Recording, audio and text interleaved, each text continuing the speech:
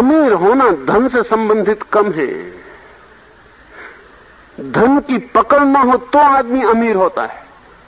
दो तरह के गरीब हैं दुनिया में, एक जिनके पास धन नहीं है, एक जिनके पास धन की पकड़ है। ये दो तरह के गरीब लोग हैं दुनिया में। अमीर आदमी बहुत मुश्किल है पाना। धन का उपयोग भी आप तभी कर पाते हैं जब पकड़ ना हो। तो मैं नहीं कहता कि आप धन का उपयोग ना करें, पकड़ मत रखें।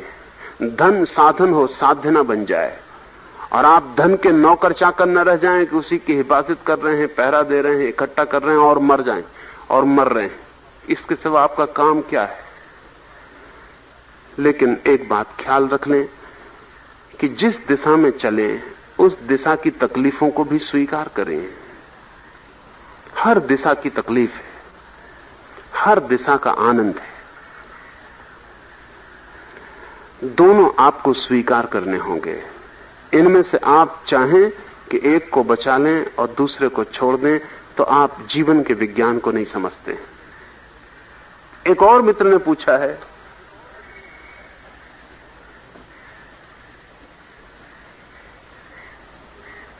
कि यदि मनुष्य को अपनी सारी इच्छाएं ही छोड़नी है तो फिर जीवन का लक्ष्य क्या है?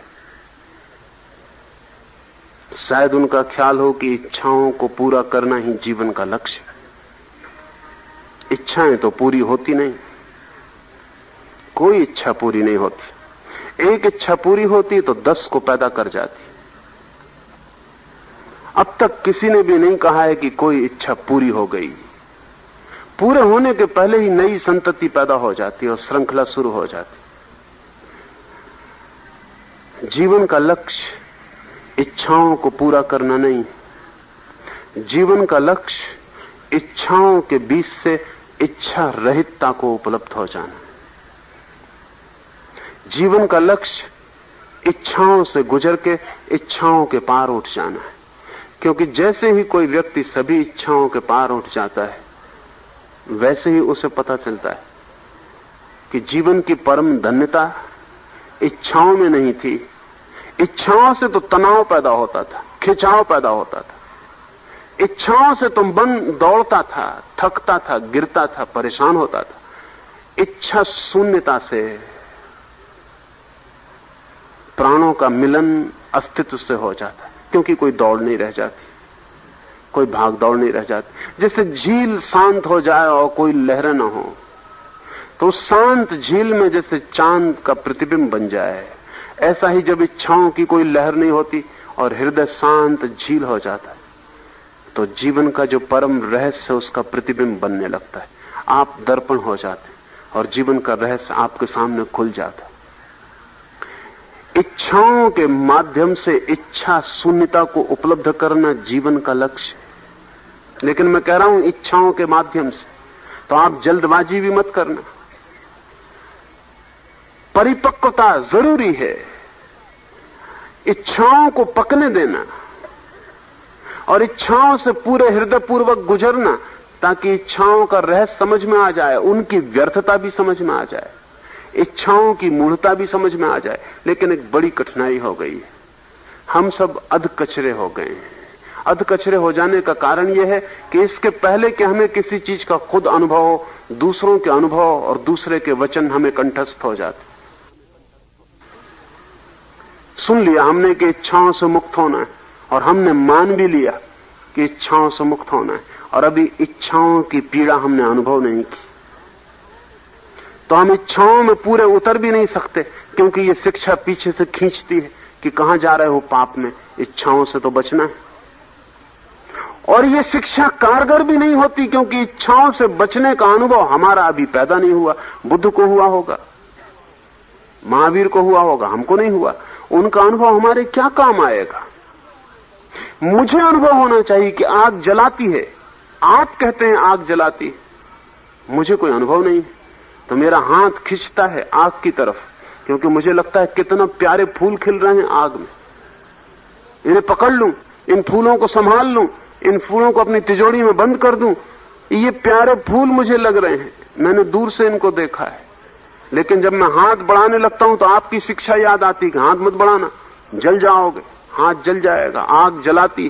ये शिक्षा मेरे हाथ को वहां तक भी नहीं पहुंचने देती जहां मैं जल जाऊं, और ये शिक्षा मेरा अनुभव भी नहीं बनती, इसलिए हाथ बढ़ता ही रहता है और आंख तक पहुंचता भी नहीं, बढ़ता भी है, पहुंचता भी नहीं।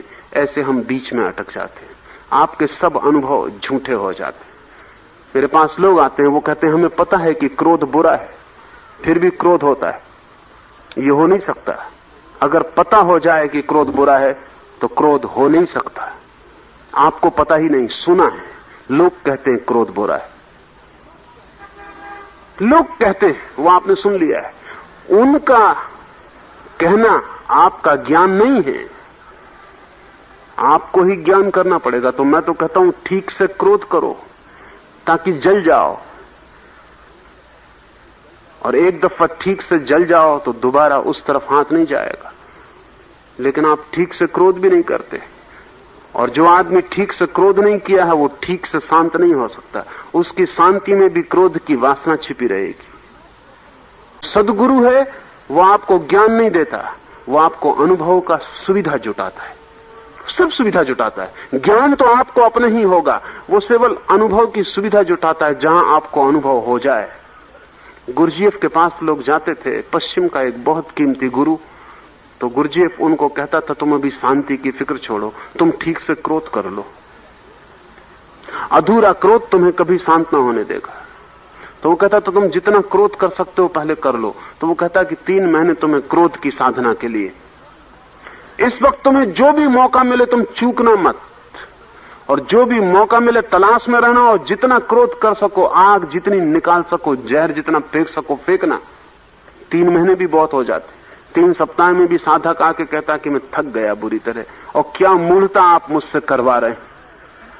क्यों? आपको पता है अगर जान के आप क्रोध करेंगे तो बहुत जल्दी पता चलने लगेगा कि मूढ़ता है। लेकिन गुरुजीएफ कहता अभी जल्दी, अभी तुम कच्चे हो, अभी 3 ही सप्ताह हुए, लोग जन्मों जन्मों से क्रोध कर रहे हैं, अभी तक नहीं पके, तुम जरा रुको, तुम 3 महीने चलने ही दो। और गुरुजीएफ दिए जाता धक्का, धीरे धीरे साधक को मौका ही ना मिलता। 1 महीने अगर आपने तलाश की तो आपको मौके मिलने कठिन हो जाएंगे कि अब कहां क्रोध करें। और जब खुद आप कर रहे हो तो आपको खुद ही लगता है कि फिर अब ये मूर्खता करने जा रहे हैं, और इसमें कुछ सार नहीं सिवाय दुख, पीड़ा के, परेशानी के। जहर फैलता है, खुद की हानि होती है, किसी को कोई लाभ होता नहीं। तो फिर गुरुजीएफ इंतजाम करता है कि वो आपको किसी को कहता कि इस आदमी का अच्छी तरह अपमान करो, ऐसे मौके पर अपमान करो कि भूल ही जाए और आ जाए क्रोध में। वो इस तरह की डिवाइस रचता, इस तरह के उपाय करता जिनमें आदमियों को परेशान करवाता। अगर फिर भी वो आदमी न परेशान होता, 2 महीने बीत गए, अब उपाय भी काम नहीं करते, तो गुरुजीएफ शराब पिलाता कि शायद शराब पी के नशे में दबा हुआ कुछ निकल आए।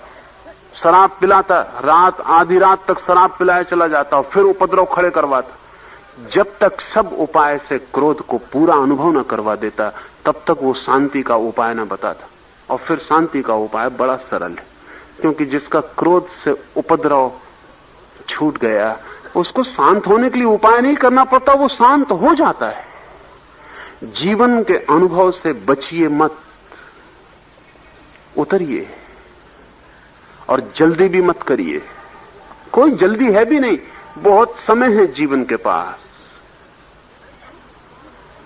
एक ही नुकसान है समय का, अधकचरे अनुभव आपको कहीं भी ना ले जाएंगे। अगर मोक्ष चाहिए तो संसार का परिपक्व अनुभव जरूरी है, और जल्दबाजी परमात्मा बिल्कुल पसंद नहीं करता, और आधे पके फल उसके राज्य में स्वीकृत नहीं है।